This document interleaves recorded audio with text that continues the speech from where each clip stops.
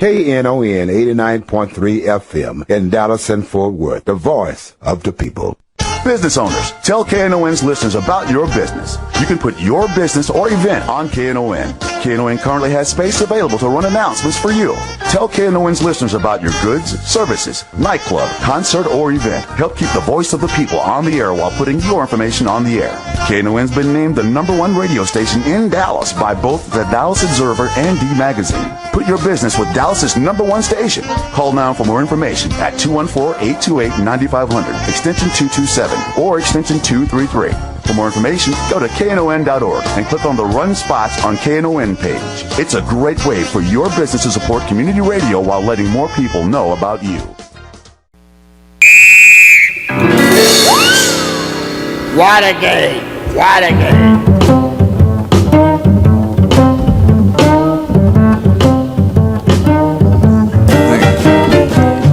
Jim Schutze here with Get Off My Lawn, the KNON community radio version of a thing I write every weekday for the Dallas Observer webpage.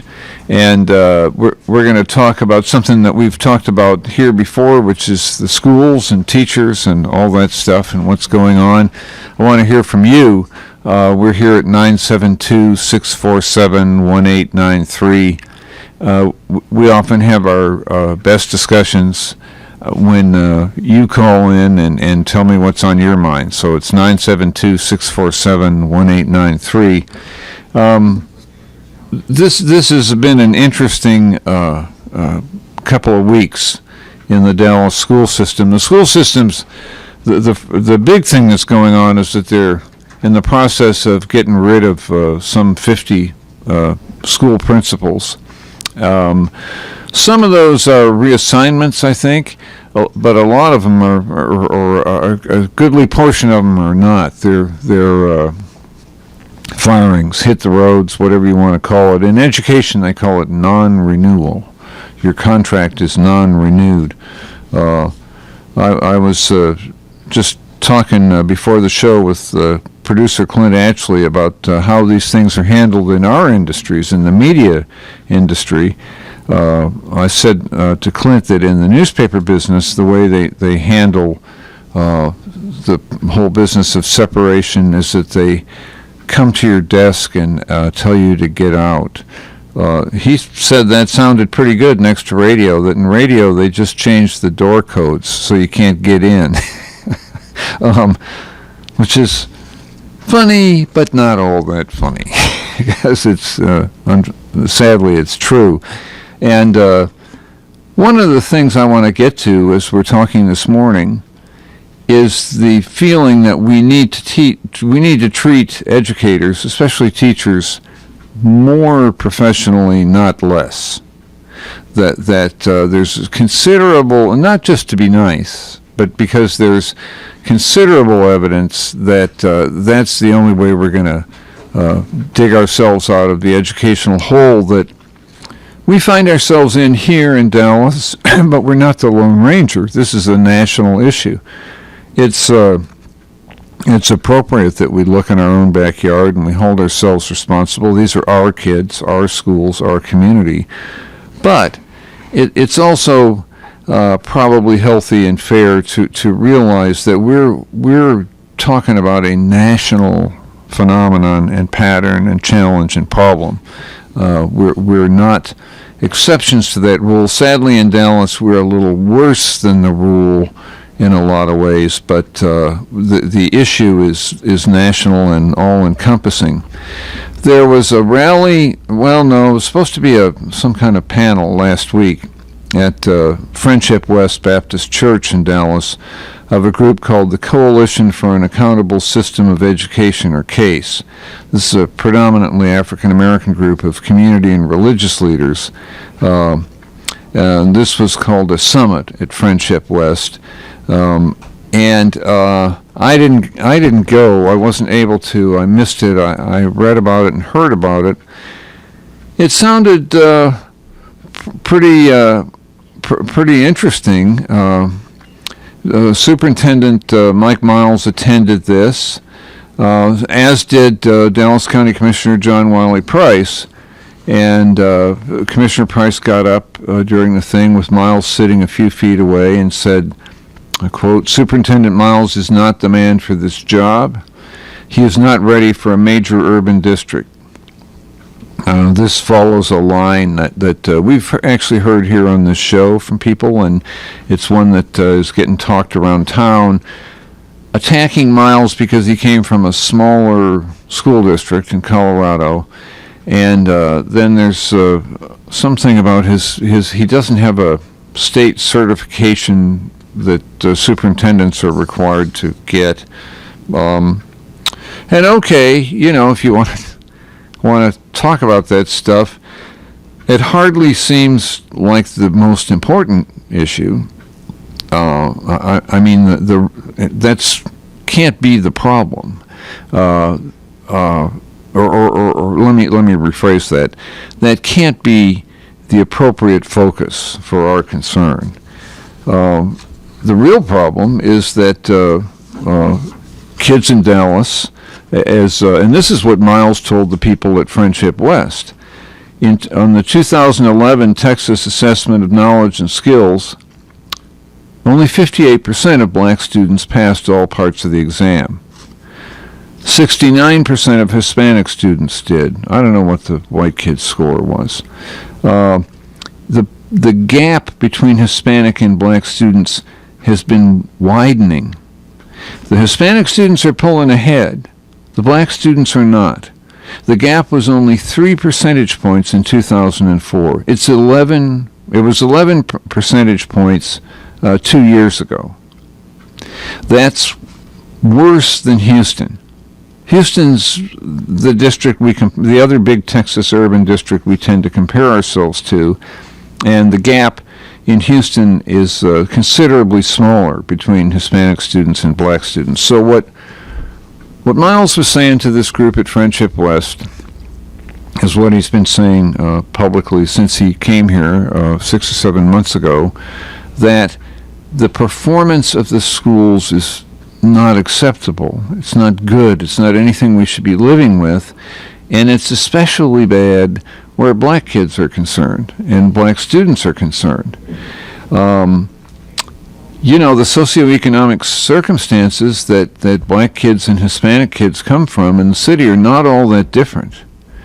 So the typical answer, rationalization, sometimes we could call it an excuse, is that the black kids do badly because they come from such tough circumstances. But so do the Hispanic kids. So what's going on? Something is failing to happen here that isn't explained by economic circumstances, and it's not explained by the kids. I mean, kids are all born with roughly across the board the same potential to succeed or fail in school. That doesn't go by color or ethnicity or anything. That's the same for babies generally. And so why do we have this huge gap? That's what Miles is focused on. We can argue about whether he's focused the right way. What Commissioner Price has been focused on so far has been stuff like the jobs of people who are his friends and supporters, like Shirley Eisen Newsom, others. This has been a jobs issue for the commissioner. It's been a jobs issue for a lot of elected black leadership because some of the principals who are getting sacked are popular black principals. There are also Hispanic and white principals who are under the gun. But what the gist of what happened at Friendship West was that it seems to have turned into a rally to beat up on Miles for threatening people's jobs. And you have to wonder how that can be the most important issue given this abject failure to educate black children in the city. Why isn't somebody holding a rally about that? Call me up at 972-647-1893, 972-647-1893. I said that this deal with the Dallas schools is very much part of a national pattern. There's an interesting story about that in the New York Times today. points out that since 2001, we've had two huge federal programs. We've had George W. Bush's No Child Left Behind and Barack Obama's Race to the Top, with very little improvement nationally. In 2009, there's a program called the Program for International Student Assessment, and they go around the world and compare student performance in all of the so-called advanced industrialized countries. I hope that's still us. And they compare how the kids are doing in schools in those different nations. The most recent ranking was 2009. At that point, American 15-year-olds were 14th among the advanced nations in reading, 17th in science, 25th in math, behind Belgium, Estonia, and Poland. A third of college kids, a third of kids admitted to college need remedial education in order to be in college. And then we have these huge gaps of race and class nationally. It's not just a Dallas deal, it's national. The average black high school seniors' reading scores continue to be at the level of the average white 8th graders' reading scores.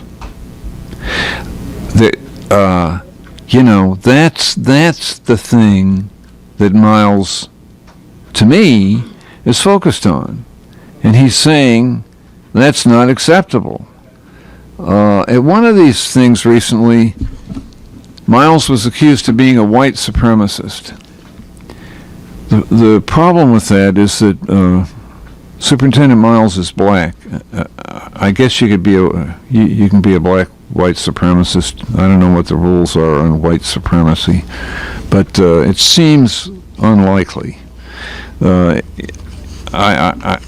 don't know how to.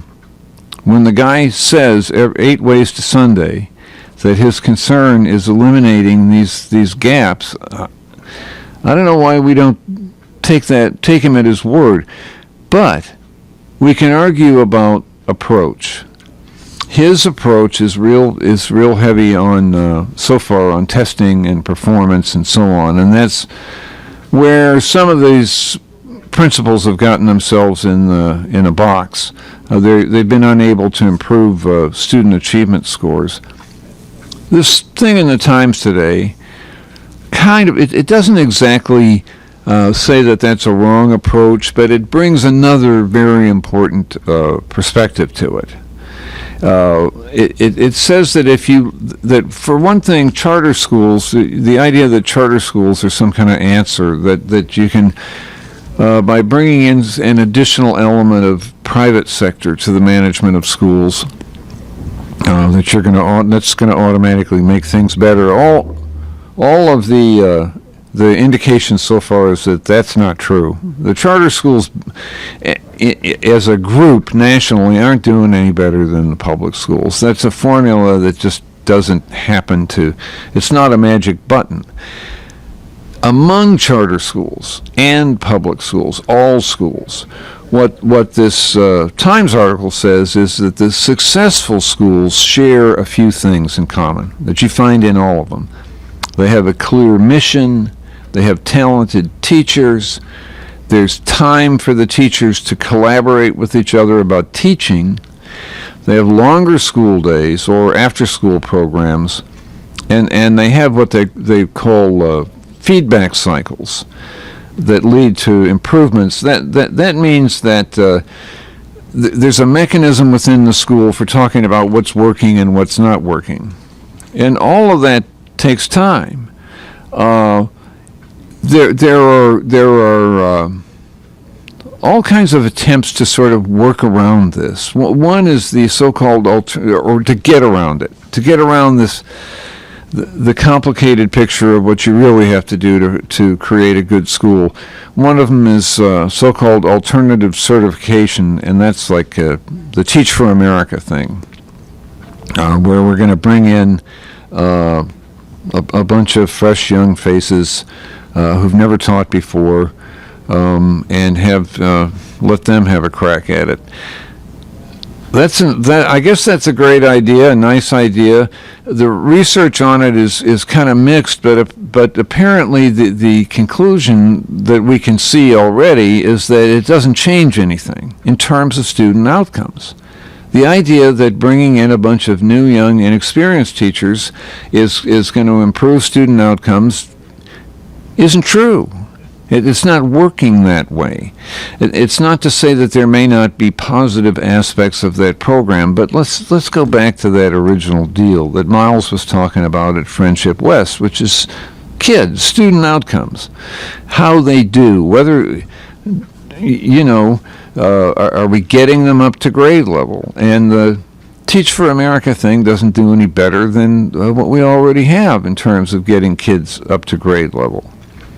I'm going to talk about this some more after the break. Be sure to call me up if you have feelings about this, if you're involved in it. I'm at 972-647-1893, 972-647-1893. What this Times piece talks about is that it says that whether you're looking at charter schools or public schools or anything, there are certain patterns that hold in all of them, in our culture, in this country. And they call it a kind of industrial factory model of school, where you got all the power at the top, and you have state and district officials setting the goals and providing the money, and all kinds of arguments about how to hold teachers accountable, but they all assume that you're going to have somebody at the top holding the teachers accountable, and that's going to make things work. And that's a kind of rational system on the surface that appeals to people who like to think of themselves as having a rational approach to problems. What the story is saying is that the research shows that may be rational, but it doesn't. There's no evidence that it works, and there's considerable evidence that it doesn't work. That you can't run schools like factories. The teachers are not widget producers on an assembly line. Teaching, and they're basing this on looking at countries that are more successful than we are now in education. We're going to come back and talk about this after the break. Jim Schutze, get off my lawn.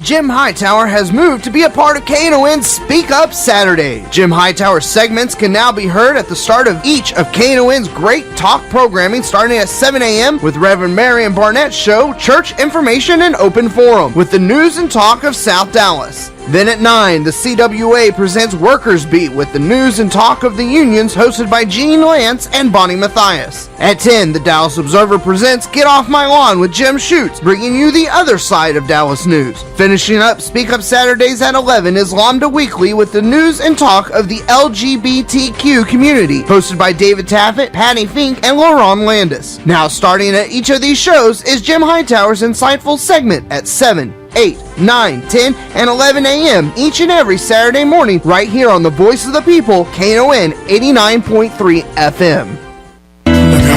We now have fewer than 500 copies left. That's right, fewer than 500 copies left of the KNON Texas Blues Radio Volume 5 Blues CD.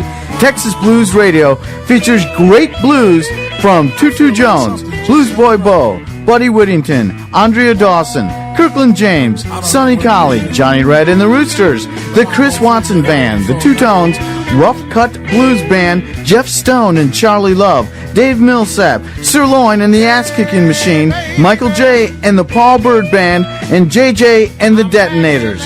Get your copy now at Forever Young Records in Grand Prairie, Record Town in Fort Worth, and in Dallas at Bill's Records. Destined to be a Dallas Blues collectible, a very limited amount of vinyl copies can be found at Forever Young Records, the sponsor of this great blues project. CD downloads are now only $11 at cdbaby.com. Whether you get it as a download, on vinyl, or on CD, all the proceeds benefit KNON. More information at knon.org. This is William, your videographer for the KNON talk shows. You can watch Get Off My Lawn by going to the knon.org website. Click on schedules to the left side of your screen, choose Get Off My Lawn's page. Scroll to the bottom of that page, then choose your favorite show to watch or download. This show will be ready for viewing by lunchtime Tuesday. Have a great day.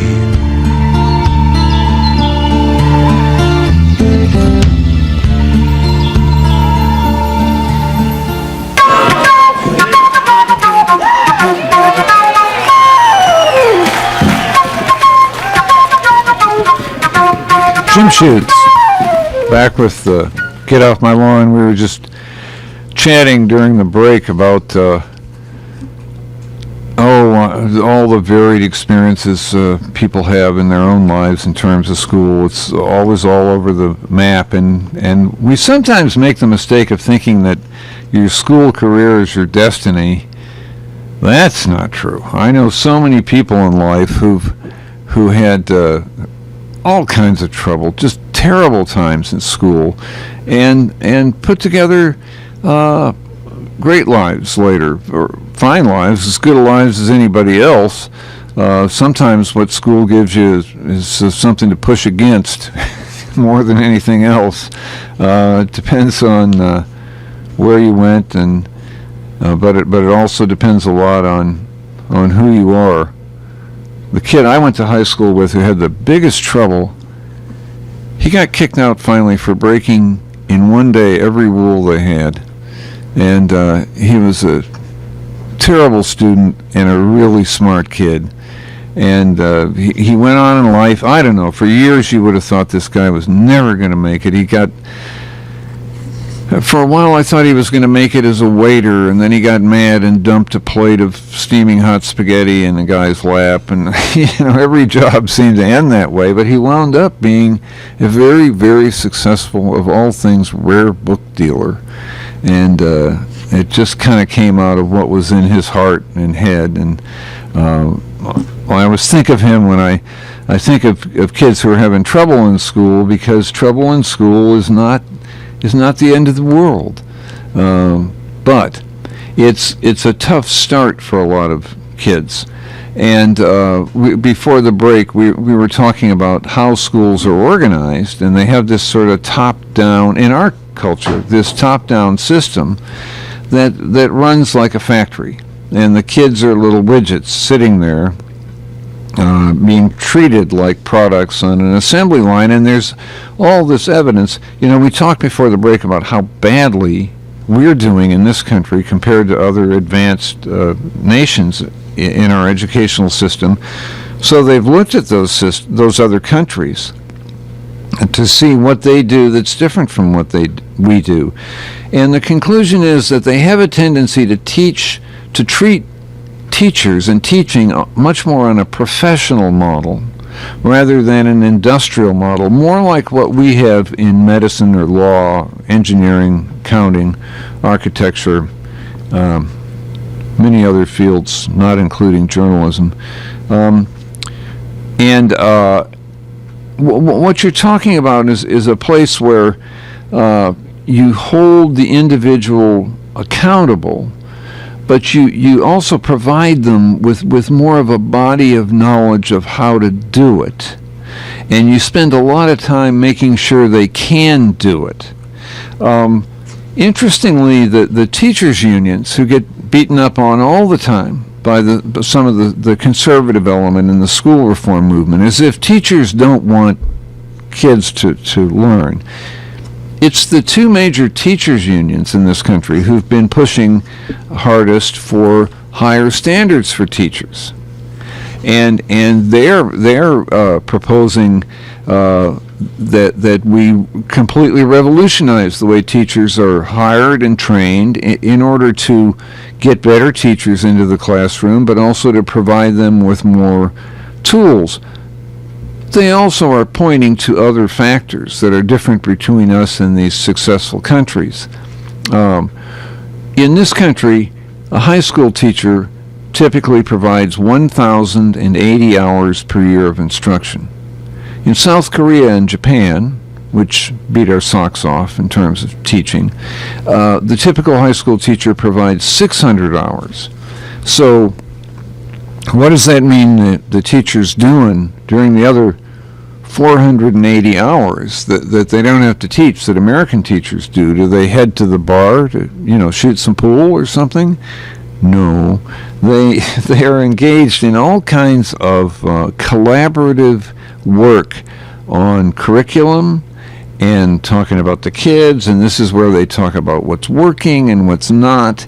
And this is also where you weave together the kind of the culture of a school. This is where you get the sense that there is a school and not just a building, not just a factory, but you create this fabric and you create this knowledge base where all the teachers know all the kids and know what's going on, and they tend to, when they get together and talk that way, they tend to also know what's going on at home. For a lot of the kids, they tend to know the parents or the ones who want to be known. So you're providing the teachers with some breathing room.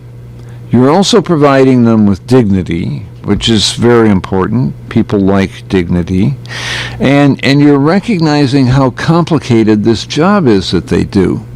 It's fine to set up standards and say you got to hit these marks, but get the fact that you have this rubric, you have this mark that everybody has to hit, doesn't change the fact that getting there is really, really complicated.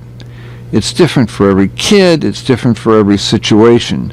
You want to get every kid to the same mark, but you're going to have to get every kid there a slightly different way. And you not only have to give the teachers time to do that, but you got to give them room, and you got to give them, you got to persuade them that you respect them and that you trust their ability to do all of that. That's a lot. That's a complicated mechanism to make work. There are other things going on in education in our country that are different from other countries. The estimate for most fields, most professional fields, is that they spend 5 to 15% of their money on research and development, figuring out how to do it better. It's probably, I don't know how you'd even measure it in medicine. It's probably way higher than that. But in law, in engineering, in the professions generally, and we're not talking about pure scientific research. We're talking about research on the field, research on the techniques and practices of the field, 5 to 15%. In education, it's 1/4%. That's a little known secret about teaching. There's very little teaching for teachers. I was really shocked years ago in talking about this with some of the people in No Child Left Behind, and they were talking about this notion that we got to go in and fire all the bad teachers and that's going to make things better.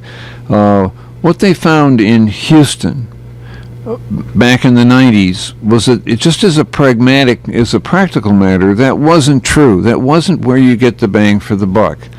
That firing all your teachers and hiring new teachers is just going to reproduce the same problem you had before, which is that the teachers, especially in elementary school, where they're engaged in this really crucially important task of teaching reading and arithmetic to little kids, you're just going to wind up with a bunch more teachers who also don't know how to do it because it's not taught in education schools. Teachers are not taught how to teach reading. So what they did in Houston, and it wasn't cheap, they took all these K through 3 teachers out of the classrooms and taught them how to teach reading. I say it wasn't cheap. They had to hire substitutes, and you can't send the kids home. So they had to It cost money to do, but it was way less money than they would have spent firing all their teachers and hiring some more teachers who don't know how to teach. So that, in other words, they put substitutes in the classrooms, they got the teachers off somewhere, and they taught them how to teach reading. And the scores went way up.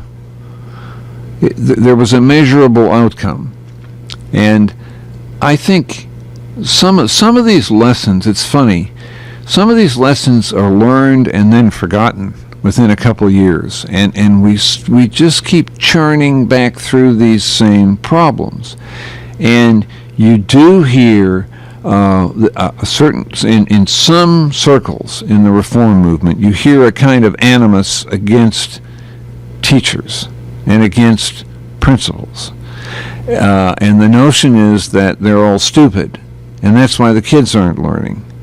Well, that's stupid. They're not to assume that's not what's going on. There are other institutional problems, but the most efficient look, if you want to just be businesslike about it, the best bang for the buck is not in wholesale firing of people. You got to look at other factors like training and like research, and whether or not we're doing what we can to improve what we've got. What the teachers' unions are talking about is really interesting when they talk about raising standards for teachers. You know, our teachers come from the lower 60% of college graduating classes. In these other countries, the teachers come from the top 12% of the classes. So how do they do that? Some of it's with money, sure. Some they have a more differentiated pay scale, so that the rookies get paid less, and then as people prove that they're worth keeping around, they get paid more. But it's not all money. People don't do everything they do in life just for money. There are people who teach because they love teaching it. Look, if people only did what they do in this world for money, I don't think we'd have any rock and roll, or we'd have the same rock and roll we had, 20 years ago. If you look at all of the young people who are creating new music out there on any given day, most of them are doing it for free, or it's costing them money, because they love doing what they're doing, and teaching is like that. We make this assumption about other professions. We assume that people only go into medicine to make money, that people only become lawyers to make money. I don't know. In my experience, that's not true. Doctors have a great love of medicine and a love of science and a love of what they're doing. That's at least part of the formula. And the big dark secret about lawyers that even they don't want to admit is that a lot of them just love the law. They love doing it. Some of them hate doing it. It depends on what they got to do. But my point is that teachers, when treated professionally, are of the same ilk generally. These are people who do what they do out of a commitment and not just for the money. But you want to have a pay scale for anybody that rewards success. And we tend not to.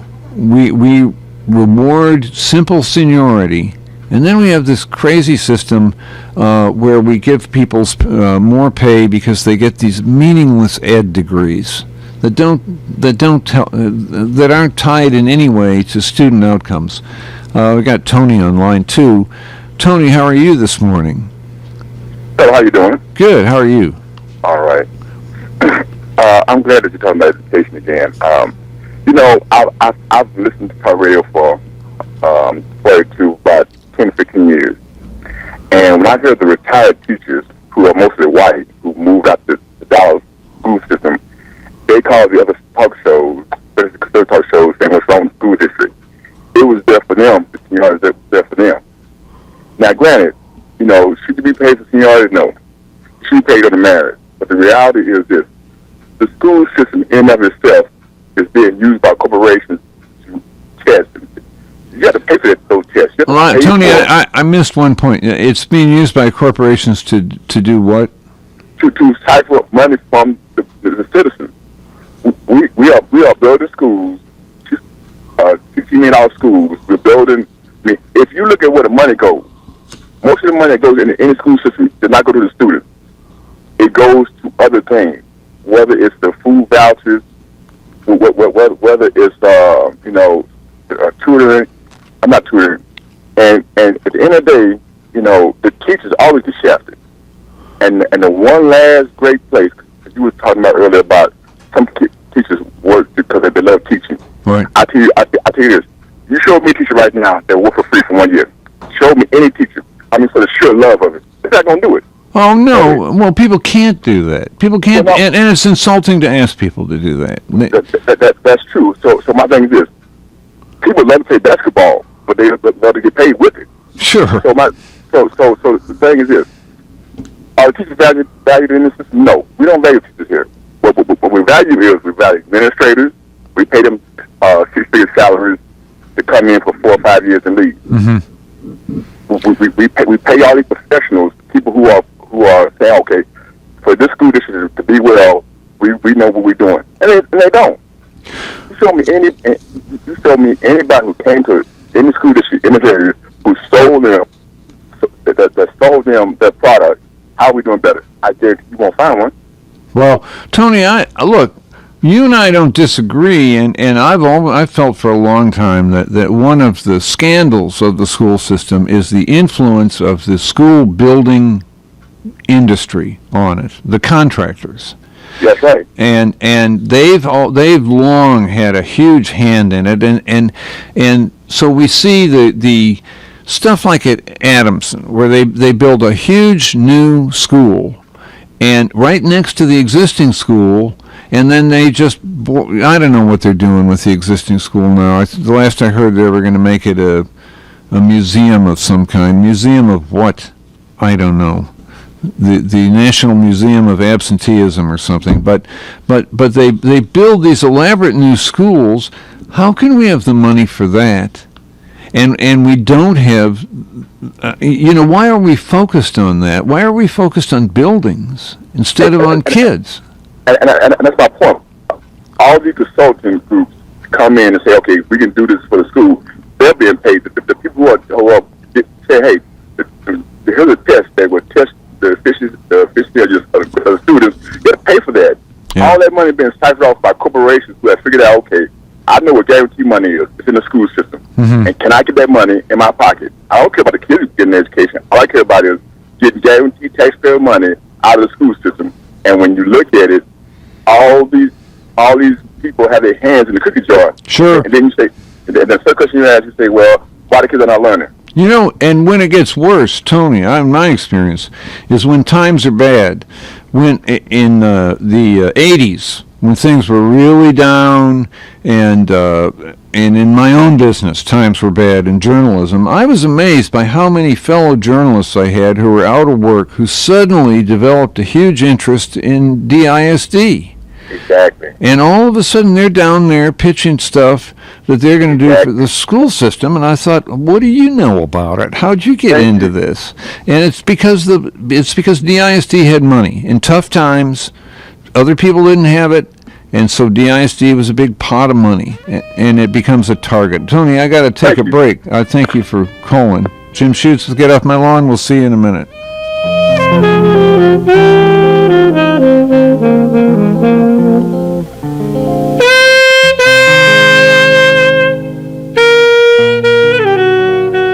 Ladies and gentlemen, AM Law Group presents a blues legend in a historic venue. This is Greg Smith here to tell you about Bobby Rush at the Sons of Herman Hall on Saturday, April the 27th. That's right, I'll be hosting a legend live and up close in this intimate venue. Get your tickets now and don't miss out and see a complete Bobby Rush show. Joining Bobby Rush will be Little Jimmy and his feedback band. Fort Worth party people will have a free Bobby Rush party bus leaving from the Silver Eagle bus station. More information is at knon.org. And if the Grammy-nominated Bobby Rush wasn't enough, we'll have a free dinner from Daddy Jack's Fort Worth and South Lake locations. Get your tickets now at knon.org. Bill's Records, Forever Young Records, and Comp Cleaners in Fort Worth. This is a KNON Blues benefit. Bobby Rush and Little Jimmy and his Feedback Band. April the 27th at the Sons of Herman Hall, 3414 Am Street in Dallas. Presented by AM Law Group and sponsored in part by Top Dollar Tax Service, Silver Eagle Bus Charter, and Daddy Jacks.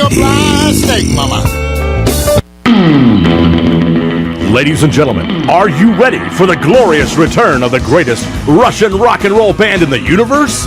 Coming Saturday, April 13th, Igor and the Red Elvises are coming to the Sons of Herman Hall. Don't miss out on a night of unheralded rock and roll fun and dancing madness. Bear witness to the happy masses shaking into the rhythm. Get your tickets now at knon.org, Bill's Records, or Forever Young in Grand Prairie. There'll be a free barbecue from the Alligator Cafe. Don't miss this, or you'll forever be trying to make up for the lost fun.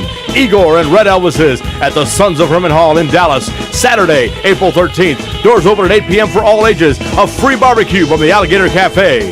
The Red Elvises played 2 sets, all Red Elvises all night long. This Weird Warren from KNON's own Sonic Burrito Show, and I'll be your master of ceremonies. The Sons of Herman Hall, located at 3414 Elm Street. This is a KNON benefit event. If it's time to get rid of your old gas guzzler, the KNON Vehicle Donation Program can help. There is still a market for those old vehicles, and if you donate it, you are helping to support the quality programming here on KNON. Just call 877-KNON-AUTO or go online to knon.org.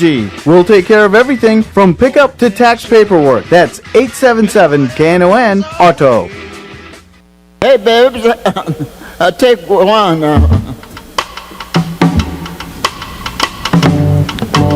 Jim Schutze back with Get Off My Lawn. Yeah, what's this show called? As Gene calls it, the darkest hour in radio. I wanted to bring to you, because we've been talking about all these discouraging metrics and measurements of what's going on in public education. It doesn't mean that the picture is hopeless. In this story that I've been talking about in the New York Times today, the last note of the story is maybe the most interesting. It says that if you look at the top performing countries among advanced industrial countries in the world, South Korea, Finland, Singapore, for example, they move to the top of the charts. From way down on the charts, they move to the top in one generation. A generation is about 20 years. We've been talking about this reform thing. Oh, my word. We've been talking about this stuff since the early 80s. And the depressing news in this piece today, they talk about No Child Left Behind and Race to the Top. We haven't gotten anywhere in terms of outcomes. We haven't changed anything, and if we bring this home and we look at Dallas, things here are looking worse. They're looking especially worse in terms of the achievement gap for minority students. It's not getting better, it's getting worse. Well, it is. It's getting worse for black students. It's getting a little better for Hispanic students. And the point is, that can all be turned around. There's nothing set in stone about any of that. We can figure it out. We can turn it around. We're not turning it around. We're not figuring it out, but it's because we're not pushing the right buttons. And that kind of gets me back to this thing I started with, which was the big rally where last week at Friendship West, where Commissioner Price beat up on our school superintendent, said he was the wrong guy to run the schools and came from too small a school district and so on. Well, you have to ask, okay, Commissioner Price, what's your idea?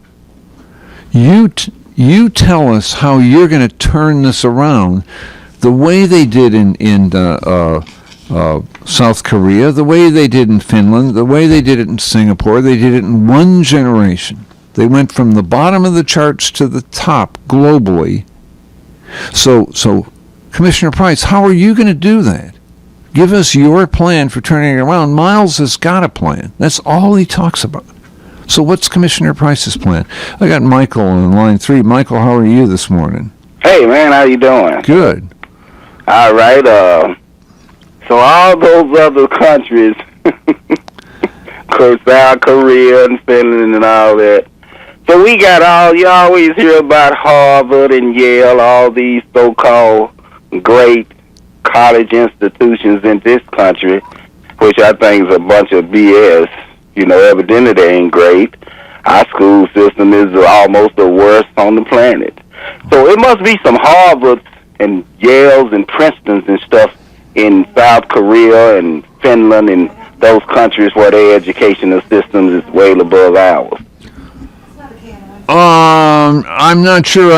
Tell me what you mean. You're saying that you think that if our schools over here, if our colleges over here is the greatest in the world, why they can't solve our public education problems? Yeah. Why they can't solve them? All them people up there in Congress, I bet you all of them college educated. Right. All the senators college educated. Right. And how screwed up this country is. Yeah. I'm supposed to be dumb enough to believe that they can solve the problem. I don't think so. I think them countries over there in Seoul, Korea, and all that stuff, I think they just got simple education systems. I think, like reading, writing, and arithmetic. Some of them kids want to go to school to just learn that. Well, Some of them don't want to learn calculus. One of the other differences that I didn't mention before, but it's in the story, is that all those countries have way more welfare than we do. They have way more social safety net for kids. We've had, since Bill Clinton, we've had decades of anti-welfare rhetoric in this country. But those countries feed the kids, they get the kids to the doctor, they get the kids inside out of the weather in a decent home, and that's one of the points that this article made, that by the time the kid gets to school, the kid's got way fewer problems as a child, just in surviving, than a lot of our poor kids have. Well, I can understand that. I think that when you take the social and economic and demographics data out of, the equation, I don't think public schools ain't doing that damn better than, private schools ain't doing that damn better than public schools. And that's a point, that's a point, Michael, that I hear a lot, that you gotta figure out the skimming factor. That, you can have higher achievement rates if you take all the easiest kids to teach. But what about the tough kids to teach? What do you do? Why don't you ask them what they want to learn? You might have a kid that all he want to be is a painting body man. Mm-hmm. But you forcing algebra on him. Now we're going to disagree. Now, Michael, we're going to disagree. Now you're talking about reducing the standard. Now, did you take algebra? The standard's already reduced. Did you take algebra? I took some algebra. I bet you ain't never used algebra in your career of journalism. No, I do. As a matter of fact, I absolutely have to. I have to in order to read stuff. You don't use no algebra. Absolutely. I gotta have that stuff in order to read research papers and so on. You part of the problem. No, you couldn't do. You part of the problem. You couldn't do reporting without that stuff in this day and age. You can't report. You can't go down here and write a story on Commissioner John Ryder Price, and you got to apply algebra. You know what? You really can't, because you've got to look through budgets, and you've got to look through analyses, and you've got to look through a lot of background data, and that's just that's not journalism. That's any job that's out there. Well, let me tell you what I heard. I heard that these public schools is really they ain't number cash cows, But I believe, just like Tony said, for corporation, because I heard that if a kid pick up a carton of milk at school in the lunch line and decide that he don't want it, I heard they can't put it back up there for the next kid, they have to discard it. Well, I don't know So about that's that. making money for I some don't know company. What's your idea, Michael? What's your idea for reducing the achievement gap for black students? Take some dropout kids and ask them what they want to learn.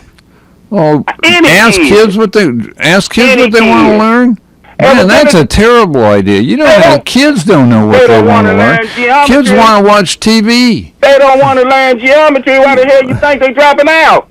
Well, you don't ask kids. You tell kids what they have to learn. You tell kids what the world wants them to learn. Where'd you ever get the idea that you ask a kid what to learn? Somebody asking no damn 1-year-old man. I ain't somebody asking no kindergarten. I'm a 15 or 16-year-old that done dropped out of school. Okay, I see. Okay, all right. I see your point, Michael. I think by the time the kid's that far along, you got to talk to them about it. But I'm talking about the little kids. Well, I mean, yeah, you mean, you know, little kids, they don't run nothing. So. Hey, Michael, thank you for calling. All right, I appreciate it. I keep thank you. And Michael made many good points, and one of which is that the system does have to be flexible, and he's right. You don't go to a kid who's in high school, who's dropping out, and say, we want to teach you Algebra 2. But you, and I needed to be a little more honest with Michael. I told him how great I was at algebra and how important it had been to me. I do remember that there was a moment in my algebra course when my teacher came to me and suggested that I consider the ministry. And I said, well, thanks for the advice. And, you know, I probably should have. Maybe I wouldn't have wound up doing what I'm doing. But I was not. In other words, I was not the world's best algebra student, but I had to take it. And I think you have to make kids do some stuff. This whole business of reducing the standards, man, that's what the legislature's doing. And it's important to look at who wants to do that.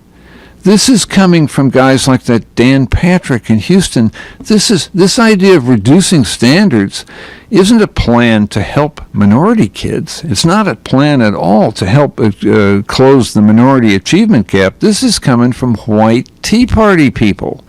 And they just don't want to pay taxes to educate minority kids. It's part of their general feeling that they want to pull out of government. They want to pull out of the community and civil society because they don't feel like it's theirs anymore. And it's not. And it's because it's a more diverse world than needs to be.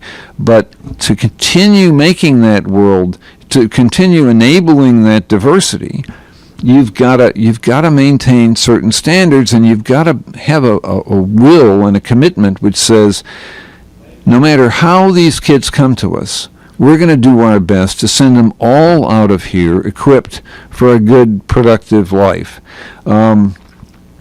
That's what I hear Mike Miles saying. I don't hear him talking about anything else except student achievement. And I'm going to go back to my line on Commissioner Price. If Commissioner Price is going to stand up and say this guy's no good, that's what the commissioner said at Friendship West last week, he shouldn't be our superintendent, he's not equipped for the job. Okay, Commissioner, Miles is talking about the achievement gap for students in general, minority kids in particular, black kids especially. Commissioner Price, what is your plan for that achievement gap? Just tell us. I mean, isn't that what we need to be talking about? We don't need to be talking about your buddies' jobs.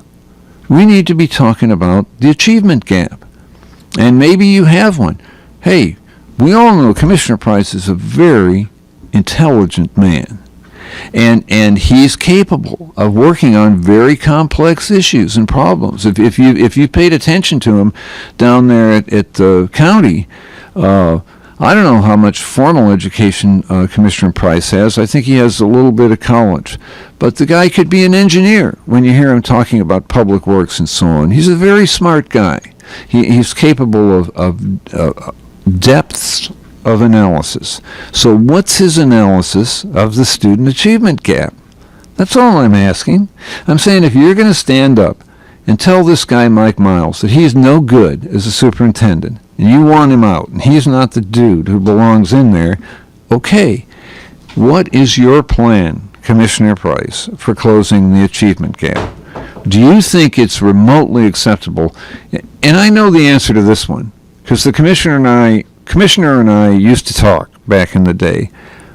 I know that Commissioner Price does not think it's remotely acceptable for black students to come out of that system way behind white and Hispanic students, no matter how they came into the student, into the student body.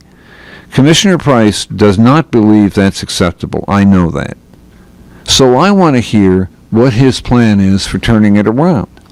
I said at the beginning of this section that the nations that have made the huge leaps forward, we're talking about Singapore, Japan, South Korea, Finland, Canada, leapt to the top of the list globally in one generation, 20 years. Why haven't we done that? And why can't we do that? And what is Commissioner Price's plan for doing it? What's the plan at Friendship West? All I heard about from their meeting last week, their so-called summit, was a bunch of ragging on DISD administrators, the same thing that happened recently at Madison High School. And all this penny ante stuff. Does the superintendent have some kind of state qualification to be a superintendent? Whatever. What is the plan at Friendship West for closing the student achievement gap? I don't see how an African American church like Friendship West would have the nerve to sponsor a so-called summit on education and not address that question. Do they not care? Is the status quo acceptable to them? That's the conclusion I'd have to draw. That what they care about is people's jobs and not what's happening to the kids in that system. We talked this morning about how complicated these issues are, how important it is for teachers to be treated as professionals, what's worked in other countries, and what's not working here. And we'll talk about this more next week. This is Jim Schutze with Get Off My Lawn. We'll see you next Saturday here on KNON. Thank you. KNON 89.3 FM in Dallas and Fort Worth, the voice of the people. Business owners, tell KNON's listeners about your business. You can put your business or event on KNON. KNON currently has space available to run announcements for you. Tell KNON's listeners about your goods, services, nightclub, concert, or event. Help keep the voice of the people on the air while putting your information on the air. KNON's been named the #1 radio station in Dallas by both the Dallas Observer and D Magazine. Put your business with Dallas's #1 station. Call now for more information at 214-828-9500, extension 227, or extension 233. For more information, go to KNON.org and click on the Run Spots on KNON page. It's a great way for your business to support community radio while letting more people know about you.